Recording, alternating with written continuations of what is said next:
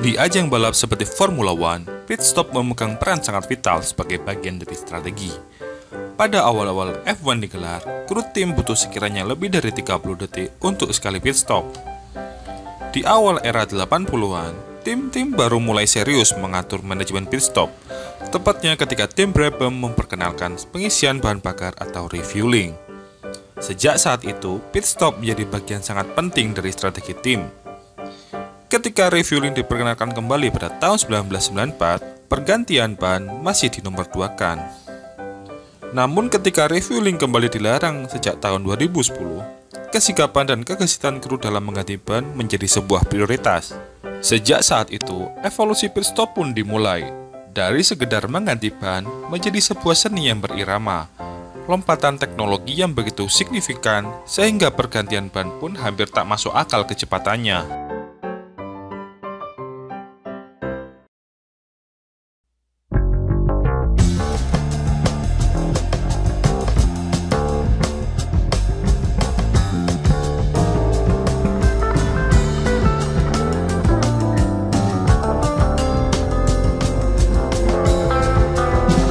Pit stop mungkin adalah bukti paling visual mengapa balapan Formula One adalah olahraga tim.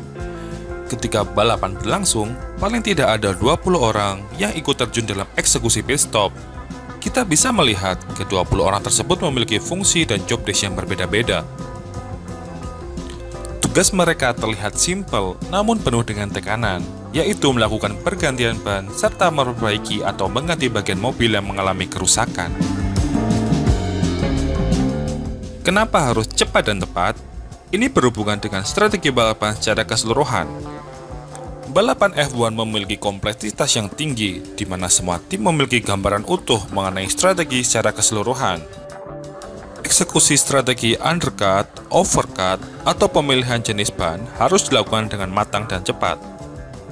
Mobil yang bagus dan cepat pun tak akan mampu raih kemenangan tanpa pit stop yang sempurna. Kita ambil contoh yang paling kentara mengapa eksekusi pit stop memiliki peran krusial dalam menentukan hasil balapan. Masih ingat bagaimana amburadulnya pit stop Mercedes saat George Russell gantikan Hamilton di tahun 2020? Saat itu kemenangan di depan mata sirna karena bannya tertukar dengan Valtteri Bottas. Atau yang terbaru pit stop Charles Leclerc di GP Kanada. Eksekusi yang sangat lambat membuat dia kehilangan 5 poin tambahan karena terjebak traffic di papan tengah. Salah satu kekuatan Red Bull Racing adalah kemampuan mereka dalam mengeksekusi pit stop. Kecepatan Red Bull dalam urusan pergantian ban seakan tidak tertandingi. Hal ini terbukti pada musim 2021 di mana mereka mendominasi, bahkan setelah ada perubahan aturan di pertengahan musim. Dari 10 waktu pit stop terbaik, mereka menguasai 9 di antaranya. Dalam kompetisi DHL Fastest Pit Stop Award, mereka mendominasi mutlak dengan nilai 569 poin. Unggul jauh dari Mercedes dengan 317 poin di posisi kedua. Jonathan Whitley selaku Red Bull Sporting Director membeberkan cerita sukses cepatnya pit stop timnya. Ia yang bertanggung jawab pada performa pit stop tim menyatakan bahwa hal ini sudah menjadi DNA dari Red Bull. Lebih lanjut, pengalaman Whitley yang sebelumnya pernah menjadi mekanik di Benetton membuatnya belajar banyak tentang pentingnya membangun kru pit yang baik. Untuk itu, ia selalu menekankan bahwa kemampuan dan tenaga manusia tetap menjadi jantung dari pit stop yang terbaik. Secara fundamental, Anda harus mulai dengan seseorang yang punya stabilitas yang baik, sebab ini tentang performa manusia. Memang sebuah pit stop terkait dengan peralatan yang canggih, namun pada akhirnya hal itu bergantung pada upaya seseorang.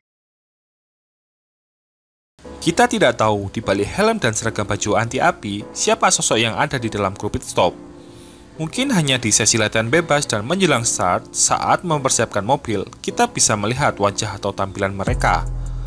Saat kamera menyerot ke arah garasi tim Red Bull, pandangan kami tertuju pada satu orang dengan ciri khas yang mudah dikenali.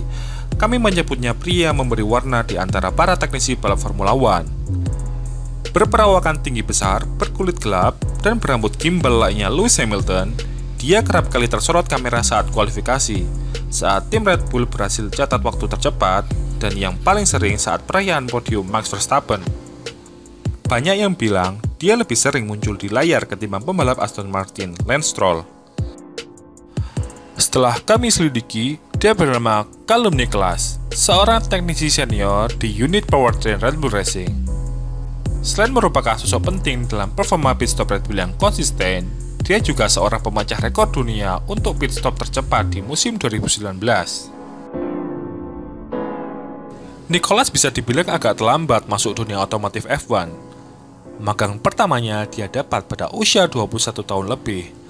Padahal pada jenjang yang sama, mayoritas anak magang dimulai di umur 18 tahun.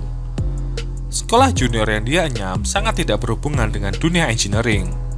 Jadi kemampuan Nicholas pada dasarnya diperoleh secara otodidak, dengan bekerja paruh waktu di bengkel lokal dekat tempat tinggalnya di London Utara. Nicholas saat itu menyadari bahwa passionnya untuk berkotor-kotor dengan mesin. Dia pun bertekad untuk meningkatkan kemampuannya dengan menempuh pendidikan lanjutan. Setelah mencari informasi dan mendapat masukan dari para kolega, dia menemukan nama National College for Motorsport. Dari namanya, kita sudah bisa menebak bahwa sekolah ini memang dikhususkan untuk mencetak teknisi balapan. NCM terletak di sirkuit Silverstone, Inggris, dan hanya menerima 60 orang setiap tahun. Di usianya yang menginjak ke 20 tahun, dia harus bersaing dan belajar bersama teman-teman yang masih usia 16 hingga 18 tahun. Dengan materi-materi baru yang cukup asing terkait dunia engineering, menuntut dia untuk belajar dan menyerap pendidikan dengan cepat. Untung bagi Nicholas, paling tidak dia sudah terbiasa dengan dunia mekanik meskipun dengan pendekatan teknologi yang sederhana. Pengalaman profesional pertamanya diperoleh saat menjadi kru penuh di tim GP3, sebelum akhirnya bergabung pada proyek tim di Le Mans 24 jam. Bagi Nicholas, ini adalah pengalaman yang paling mengesankan. Dengan tidur hanya 40 menit, dia harus banyak menghabiskan kaleng soda untuk standby hampir 24 jam.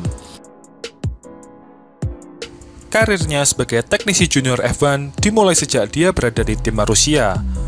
Marussia ini adalah cikal bakal tim Manor Racing yang diperkuat pembalap Indonesia Rio Haryanto di musim 2016. Marussia adalah tim kecil, hanya sedikit orang yang terlibat di tim balap tersebut. Meskipun Nicholas seorang teknisi junior, dia harus memegang pekerjaan tim secara rangkap. Saat di Marussia, sebagian besar waktu Nicholas dihabiskan untuk menangani mobil Jules Bianchi. Bagi yang belum tahu, Jules Bianchi merupakan mantan pembalap Akademi Ferrari yang seangkatan dengan Sergio Perez. Lewat Jules Bianchi lah, Charles Leclerc mendapatkan rekomendasi untuk menjadi pembalap Ferrari Academy selanjutnya.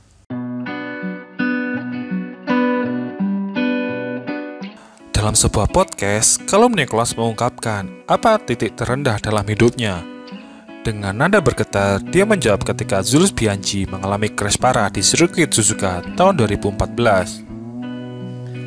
Saat bendera kuning berkibar karena ada crash dari pembalap lain, naas bagi Jules Bianchi.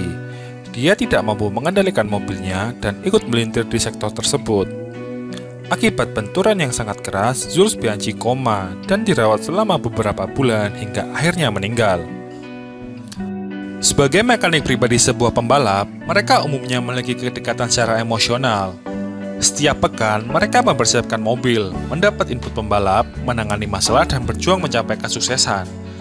Harmoni itu seolah hilang dalam sekejap dalam cara yang tragis, dan hal itu menimpa Callum Nicholas dengan perginya Jules Bianchi. Callum Nicholas melanjutkan karir teknisnya dengan bergabung bersama Red Bull Racing di tahun 2015. Di tahun tersebut, Red Bull masih mengusung pembalap Australia Daniel Ricciardo. Nicholas menjadi teknisi yang mendampingi The Honey Badger sampai dengan 2018. Hingga akhirnya Ricciardo meninggalkan tim, maka Nicholas berganti menjadi teknisi tetap Max Verstappen hingga saat ini. Tercatat, dia adalah bagian dari pemecah rekor dunia pit stop dengan kecepatan 1,82 detik ketika Max Verstappen masuk berganti ban di GP Brasil 2019. Sebagai seorang teknisi power unit di Red Bull, dia bekerja sebagai teknisi mobil sekaligus terjun sebagai kru pit saat balapan. Callum juga bertugas untuk mengawasi pembuatan dan servis power unit, serta komponen pendukung lainnya seperti knalpot, pendingin, dan suku cadang terkait. Di dalam kejuaraan, tentu dia juga dituntut mencari solusi atas permasalahan yang kapan saja bisa terjadi pada mobil saat balapan. Seperti saat masalah ketahanan Red Bull dipertanyakan di seri awal musim 2022. Kita bisa melihat Callum Nicholas dan timnya menjawab keraguan dengan 6 kemenangan beruntun hingga seri ke-9. Dan momen paling membahagiakan dalam karirnya sebagai teknisi di Red Bull adalah turut mengantarkan Max Verstappen merengkuh titel perdananya di musim 2021. Meski jarang terekspos media, nyatanya ada banyak orang seperti Callum Nicholas yang bekerja penuh dedikasi di sebuah tim untuk mencapai keberhasilan secara bersama-sama. Callum Nicholas juga memberikan tanggapannya tentang keterlibatannya dalam komisi independen yang diinisiasi oleh juara dunia 7 kali Lewis Hamilton, yakni Hamilton Commission. Komisi ini berdiri setelah kasus rasis yang menimpa Lewis Hamilton pada tahun 2019. Sebagai upaya mengikis kasus serupa di masa mendatang, maka di tahun 2020, Lewis Hamilton dan beberapa personal tim yang sedang bekerja di dunia otomotif bertemu dan lahirlah Hamilton Commission. Callum Nicholas menjelaskan lebih lanjut bahwa organisasi ini berdiri dengan tujuan utama yaitu mengakomodir orang berkulit hitam untuk terjun pada dunia otomotif, khususnya di Inggris. Tidak terbatas pada pembalap, tetapi semua bidang kerja yang terlibat di dalamnya. Bagi Callum, komisi seperti ini memberikan angin segar dalam dunia balapan agar semakin setara bagi semua orang.